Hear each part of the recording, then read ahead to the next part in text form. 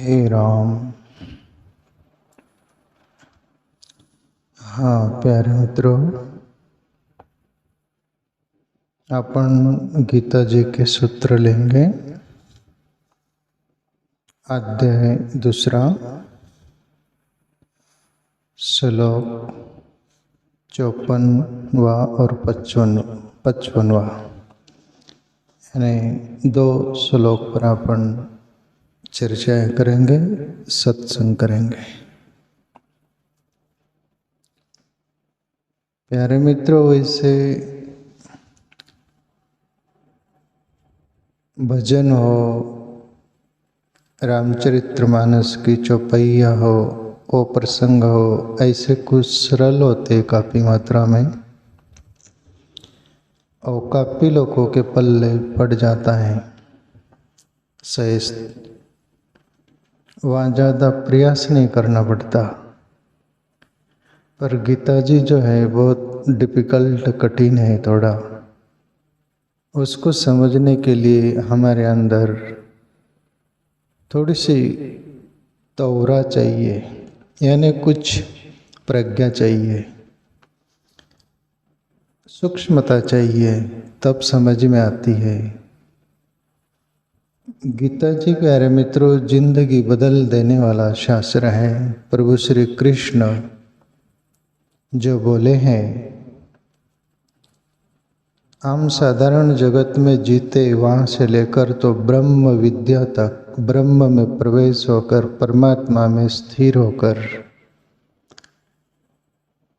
हमारी ये यात्रा जन्म मरण के जो चक्कर से छूट सकती है और परमात्मा में हम समझ सकते हैं, वो अनुभव हो सकता है। ये पूरी ऐसी कुछ बातें हैं।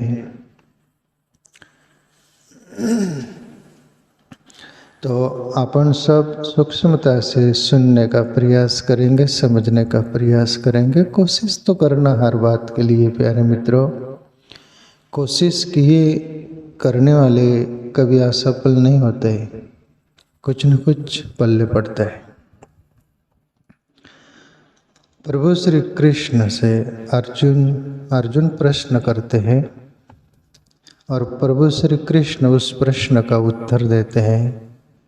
ये प्रश्न उत्तर सुनने लायक।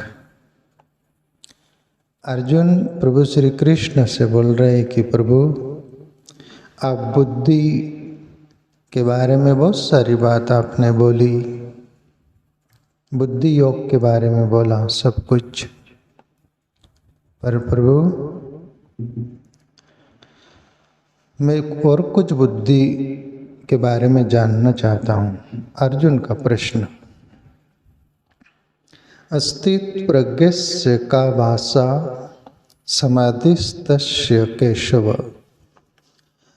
अस्तिदि किम प्रभाषयित किम आसित वर्जित किम। इस श्लोक में अर्जुन तीन बातें प्रभु श्री कृष्ण से पूछते हैं। हे केशव, समाधि में स्थित परमात्मा को प्राप्त हुए स्थिर बुद्धि पुरुष का क्या लक्षण है? वह स्थिर बुद्धि पुरुष कैसे बोलता है, कैसे बैठता है और कैसे चलता है?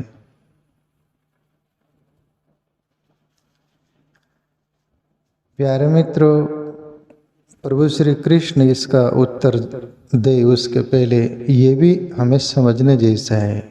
इतने वर्ष से हमें समझ नहीं जाएगा, समझ नहीं आ जाएगा। हे केशव, समाधि में स्थित परमात्मा को प्राप्त हुए स्थिर बुद्धि पुरुष का क्या लक्षण है? प्यारे मित्रों, कोई भी क्षेत्र हो, साधारण जगत में हम जीते हैं, रोटी रोजी कमाते, कुटुंब परिवार को पालते हैं और सभी तरह से सुख सुविधा के साथ जीना चाहते हैं, शांति से जीना चाहते हैं, उसके लिए बहुत दौड़ धूप करते हैं, उसमें अपन बुद्धि खर्च करते हैं। प्यारे मित्र, बुद्धि ऐसे अपने अंदर एक तत्व है, और बुद्धि योग प्रभु श्री कृष्ण बोले वो बुद्धि योग के माध्यम से बुद्धि को तुम स्थिर करके परमात्मा में भी लगा दो ना, तो तुम्हारी परमात्मा अनुभव तक की यात्रा हो जा सकती है। अपने दुनिया में जीते हैं कुछ भी, जैसे आपने वरिष्ठ लोग बोलते रहे, ठीक बुद्धि से सोचना, सोच समझ कर काम करना, बुद्धि से काम लेना और शांति से वो काम लेना बुद्धि से, ये वो ऐसे बोलते क्यों बोलते हैं? साधारण जगत में भी अपन बुद्धि स्थिर करके, शांत करके, एकाग्र करके, वैसे ही जैसे पानी होता है वो स्थिर हो जाए ना, हवा में चलायमान नहीं हो तो उसमें अपन चेहरा देखो तो पूरा फूल दिखता है कि नहीं, और वो पानी यदि कपड़ा है तो चेहरा दिखता है क्या अपना? नहीं दिखता ना। ऐसा ही बुद्धि यदि कपी है, स्थिर नहीं है, चंचल है, चांचल्यता से भरी हुई है, तो आप कोई भी क्षेत्र में उन्नति नहीं कर सकते हो, प्रगति नहीं कर सकते हो, आगे नहीं बढ़ सकते हो। इसलिए बुद्धि स्थिर साधारण जगत में भी करना पड़ता है। जैसे लोग बोलते हैं साधारण लोगों के बढ़ते रहे, उसकी बुद्धि ठिकाने पर ही नहीं, आज ये करता है, कल वो करता है, कल वो करता है, ऐसे करते रहता है, यहाँ भटका वहाँ भटका, ऐसा वैसा, कहीं बुद्धि स्थिर करके काम नहीं करता हो तो उसके जीवन में कोई उन्नति नहीं, कोई प्रगति नहीं। बुद्धि वैसे ही प्यारे मित्रों, जैसे अब मैं ये बोल रहा हूँ, बोलते बोलते मेरी बुद्धि यदि चांचल्य किधर चली गई हो तो बोलते बोलते मेरी बोलने की लिंक टूट जाएगी और मैं आपसे बोलूँगा कि मैं क्या बोल रहा था। इतनी स्थिर बुद्धि चाहिए। इसलिए संत महापुरुष सभी कुछ अपने को बोलते हैं, तुम मेडिटेशन करो, ध्यान करो, उसमें बुद्धि स्थिर हो जाएगी। उसमें मन, बुद्धि प्लस मन है, मन शांत हो जाएगा। और बुद्धि और मन स्थिर और शांत होते तभी परमात्मा तत्व का अनुभव पता चलता है। मन और बुद्धि से परे है आत्म तत्व। वो आध्यात्मिक जगत में भी मन और बुद्धि को स्थिर करने के लिए संत महापुरुष प्रभु कृष्ण जैसे बोल रहे हैं कि वो बुद्धि प्लस मन को स्थिर करो। अभी आध्यात्मिक जगत में भी ले लो, कोई ध्यान कर रहा है, उसकी चंचल इतनी बुद्धि है, चंचल प्लस मन, दोनों मन और बुद्धि, मन अपनी चाल चलता है और बुद्धि अपनी तर्क को तर्क में रहती है। दोनों यदि खींच रहे इधर उधर तो आप ध्यान कर सकोगे, जप कर सकोगे, कोई भाव भक्ति कोई कर सकोगे, आपको भटका देंगी वो।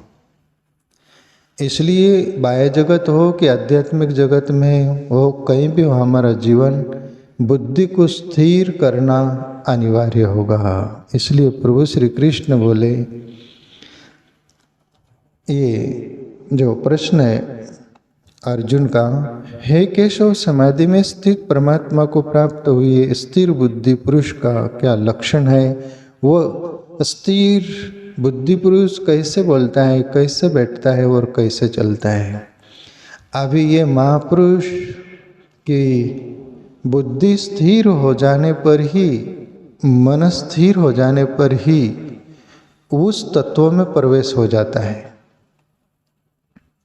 और फिर उस पुरुष का चलना, बोलना, बैठना, वो बोलेगा भी तो बिल्कुल वाणी तोल कर बोलेगा, सार गर्भित बोलेगा, बहुत कीमती बोलेगा, ज़्यादा बकबक नहीं करेगा वो। आप देखते कोई भी गहराई लिए हुए संत बहुत ज़्यादा बकबक करते हैं क्या? जैसे वाचाल लोग करते हैं, क्या बोलेंगे क्या बकेंगे उनको भी नहीं समझता, सामने वाले लोगों को भी समझता है बकवासी है। तो जो बहिर्मुख होगा, जिसकी बुद्धि बहिर होगी बाह्य जगत में, वो वाचाल होगा, तो उसका बोलना भी जो रहेगा ना वो वाचाल रहेगा, और ये जिसकी बुद्धि स्थिर हो गई उसका बोलना भी जो रहेगा वो शांत, जैसे गहराई लिया हुआ पानी होता है, नीला होता है और शांत होता है। अर्जुन, इस तरह वो महापुरुष की वाणी भी और बोलना भी ऐसा बहुत गहराई लिए होता है। दूसरी बात, वो कैसा बैठता है। कभी भी जिसकी बुद्धि स्थिर हो गई, मन स्थिर हो गया, शांत हो गया, वो बैठेंगे भी ना, उनमें संगीत होगा, जैसा तारतम्य होगा, कुछ अलग होगा। और जिसको बोलते हैं आधभग्गा, आधभग्गा मतलब आधा लेकर भागने वाला, उसको बोलते हैं आधभग्गा। वो बैठेगा भी तो किधर लंबे पैर कर देगा, किधर बगासा मारेगा, किधर क्या करेगा, उसको भी समझता नहीं। दुनिया तो मानती है पागल है। क्यों? उसकी बुद्धि भी स्थिर नहीं और मन भी स्थिर नहीं है। तो साधारण जगत का व्यक्ति का बैठना भी ठीक नहीं रहेगा, और ये जिसकी बुद्धि और मन स्थिर हो गया उनका बैठना भी एक तारतम्यपूर्ण होगा और देखने योग्य होगा। अर्जुन, जिसकी बुद्धि स्थिर हो गई वो पुरुष बैठता भी है तो उसका बैठना भी अलग आभा रहती है, अलग वो रहता है, अलग दिखता है वो। तीसरी बात, वो जिसकी बुद्धि स्थिर हो गई, मन स्थिर हो गया, वो पुरुष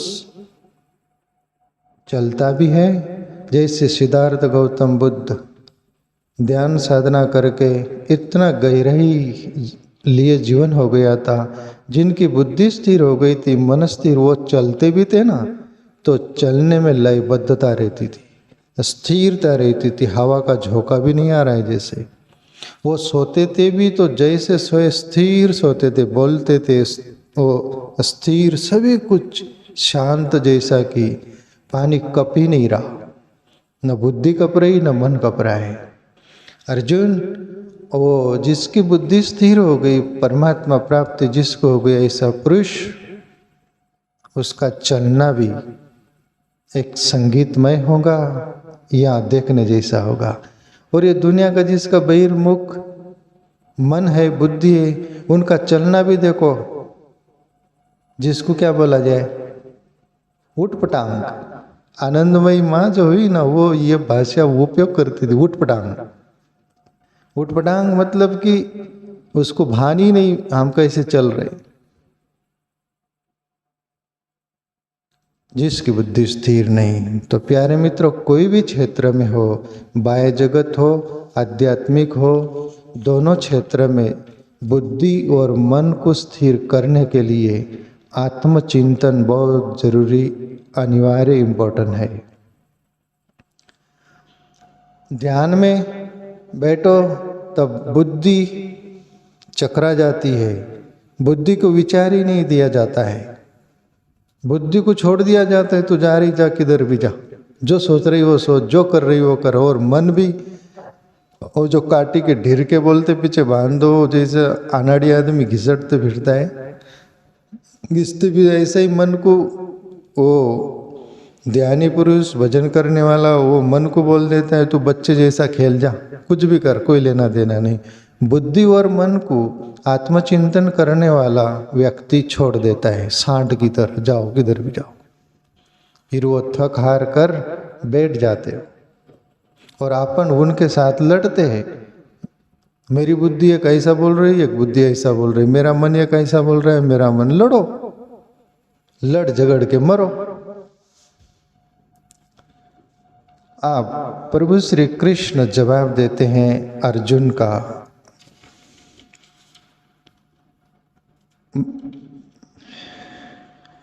प्रजा यदा कामान सर्वान् पार्थ मनोगतान् आत्मन्य सेवात्मना स्तुष्टो अस्तित् प्रज्ञो उच्यते।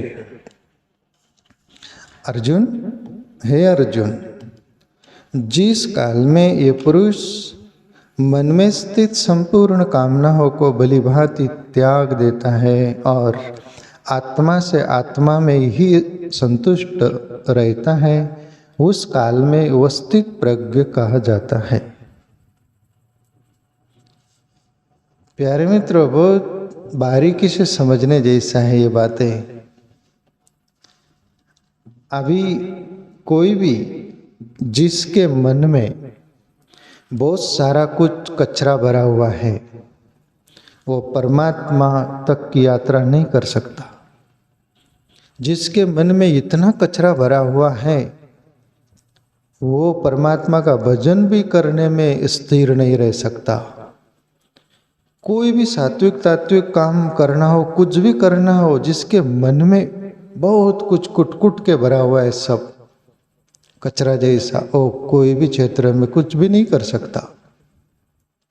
और आध्यात्मिक जगत में तो बिल्कुल भी नहीं। यहाँ पर प्रभु श्री कृष्ण बोल रहे अर्जुन, वो महापुरुष अपने मन में जो मनोगत बोलते, यानी मन जो चाहता है, वो इच्छाएं, वासनाएं, तृष्णाएं की दौड़, सभी कुछ वो चाहता है ना मन। वो स्थिर बुद्धि पुरुष वो मन को बोलता है कि ये मुझे इसमें का कुछ भी नहीं चाहिए, वो छोड़ देता है। जो तुम सोच रहे हो ना, वो मुझे कुछ भी नहीं चाहिए, मुझे बस आत्मचिंतन से ही मेरा लगाव है और मैं वही खोजना चाहता हूँ और उसी में स्थिर रहना चाहता हूँ। इसलिए वो बोल रहे कि आत्मा से आत्मा में ही संतुष्ट रहता है, उस काल में वो स्थित प्रज्ञ पुरुष कहा जाता है। प्यारे मित्रों, जो मन के कहे अनुसार चलता है ना, वो मन के पार कभी नहीं जाता। और ये तत्व तो मन के पार है अर्जुन, मन से परे है ये तत्व। ये साधारण दुनिया में, जगत में अपन जीते हैं प्यारे मित्रों, तो दुनिया मन के अंतर्गत ही जीती है। क्या चाहती है? सुख सुविधा चाहती है, धन पैसा चाहती है, पद चाहती है, सब कुछ जो मौत आएंगी सब छीन लेंगी वही चाहती है। पर मौत के जो परे है वो चाहती है क्या? करीब 95% बोल दो तो भी चले, 90% तो कोई हरकत नहीं। संतों के पास भी कोई जाते हैं ना लोग भाव भक्ति वाले, वो बोलते हैं कि धन धान्य से सुखी रहे, हमारे परिवार सुखी रहे, सब कुछ आशीर्वाद आपका बना रहे, सब कुछ आपका आशीर्वाद बना रहे, ये वो। पर हमें आत्मा का साक्षात्कार हो, परमात्मा का अनुभव हो, ये संत बोले भी तो बोले अब वो रहने दो, आप लोग को काम है, हमारे लिए तो यही बहुत हो गया। ये मन के अंतर्गत जो आपने रहता है जन्म जन्म से। सूरत की बात है प्यारे मित्रों, में वहाँ पर उधर एक आश्रम था, ये जो भरूच के पास, अंकलेश्वर के पास गिरनारी गुफा में, वहाँ 3 वर्ष रहा। मेरे से कुछ अच्छे लोग जुड़े हुए थे काफ़ी। सूरत का एक परिवार था, महेंद्र भैयन कतार गांव वाला, काफ़ी नामी व्यक्ति है वराशिया का। दोनों पति पत्नी एक बार मेरे पास बैठे थे और बोल रहे थे, मुझे स्वामी जी बोलते थे, स्वामी जी बोले हमारा दिन एक दिन होता कि हमें खाने के पीने के वो वांधे थे, मतलब कि वो सब कुछ था प्रॉब्लम। बाजार करने के लिए एक दिन ऐसा 50 रुपया हमारे पास नहीं था। बड़े वो जुन्ने दिन पहले पुराने याद करके बोल रहे थे आश्रम में। तो बोले हमने सोचा कि ईश्वर करे कि करीब 10,000 रुपया हमारे पास हो जाए तो हमारा कुटुंब परिवार अच्छा चलेगा। और हमने मेहनत प्रयास किया, 10,000 हो गए। फिर लाख रुपया सोचा, लाख भी हो गए, 10 लाख सोचा, यहाँ तक कि हमने करोड़ों सोचा। और मैंने देखा उनको तो करोड़ोंपति लोग थे। बोले जो सोचा वो हो गया, फिर भी हमारा अनुभव बोल रहे, बोले आज भी हमको तृप्ति नहीं है। बोले बड़े बड़े दवाखाने थे, हॉस्पिटल, होटल थी बड़ी बड़ी, और बिल्डर थे वो 6 भाई थे। करोड़पति परिवार था, वो बोल रहे थे कि आज भी हमें तृप्ति नहीं हुई, हमारे मन में वही बना रहता है कि और कुछ आगे बढ़ना है, और कुछ करना है, ये करना है। ये मनोगत के अंदर बोलते हैं ना प्यारे मित्रों। तो मन के अंदर जो ये रहता है ना, ये अपन साधारण जगत के लोगों के अंदर ये ही रहता है भर भर के, इसलिए परमात्मा का अनुभव नहीं होता, भक्ति नहीं कर पाते, भजन नहीं कर पाते। और जो प्रभु श्री कृष्ण उन महापुरुषों की बात कर रहे हैं अर्जुन, वो महापुरुष से मन के अंतर्गत जो भी कुछ मनोगत होता है, कामनाएं होती है, वो कामनाएं को निकाल के ही फेंक देते जैसे वो बाहर, और मन की कामनाएं सब फेंका गई या दूर कर दी गई तो परमात्मा फिर दूर नहीं, वो प्रगट जाता है। अर्जुन, ऐसे महापुरुष वो मनोगत भाव से बाहर हो जाते हैं, इसलिए वो पुरुष अस्थिर बुद्धि कहा जाता है। तो कहने का तात्पर्य प्यारे मित्रों, मन कभी भरने वाला नहीं, बुद्धि कभी भी भरने वाली नहीं। तो बुद्धि को परमात्मा भजन में लगाओ, आत्मचिंतन में लगाओ, मन को भी बुद्धि को भी। मैं आपसे शेयर करना चाहूँ, सुबह रोज उठो, कम से कम हम गृहस्थ में जीते हैं तो 5 मिनट से शुरू करो। आनंदमयी माँ हुई जिसके चरण में इंदिरा गांधी, राष्ट्रपति ज्ञानी जैल सिंह मैंने देखा है, वो बैठते थे, वो वाली आनंदमयी माँ। आजकल बहुत आनंदमयी माँ करके मुझे बोलना पड़ता है, नहीं तो कोई सुनेंगे कौन सी आनंदमयी माँ, वो आनंदमयी माँ। वो बहुत सादा सिंपल भाषा बोलती थी, पढ़ी लिखी भी नहीं थी वो, पर ब्रह्म ज्ञानी थी जरूर। वो ग्रस्त लोगों को बोलती थी, तुम ईश्वर को 24 घंटे में से 1 घंटे दो, 1 घंटे नहीं तो मैं तुमसे बोलती हूँ कि 15 मिनट दो। 15 मिनट में कुछ सोचो मत, कुछ करो मत, केवल भजन करो, आत्मचिंतन करो, केवल 15 मिनट। तो प्यारे मित्रों, अपने आत्मचिंतन के लिए, अपने आत्मा को सोचिंतन के लिए कम से कम गृहस्थ में रहते हुए 15 मिनट से लेकर 1 घंटे तक की साधना बढ़ा दो ना, ध्यान, तो तुम्हारे अपने जीवन में आध्यात्मिक विकास भी होगा और भौतिक जगत में भी तुम्हारी मति, गति, मन, बुद्धि सब ठीक रहेगा और सुचारू ढंग से चलेगा। तुम प्लस माइंड पर जीवोगे, अंदर से भी बाहर से भी। और आध्यात्म चिंतन में जितनी शक्ति है प्यारे मित्रों, तुम दुनिया भर का कुछ भी कर लो, ये डंक की चोट पर बोल रहा हूँ मेरा थोड़े से अनुभव से, आप फीके ही लगोगे। और आप गृहस्थ में भी रहकर 15 मिनट से 1 घंटा ध्यान करते हो, भजन करते हो। ध्यान तो सबसे बड़ी ईश्वर की खोज है, प्रत्यक्ष अनुभव, अप्रोक्ष अनुभव जिसको बोलते हैं। तो आप मेडिटेशन ध्यान करिएगा।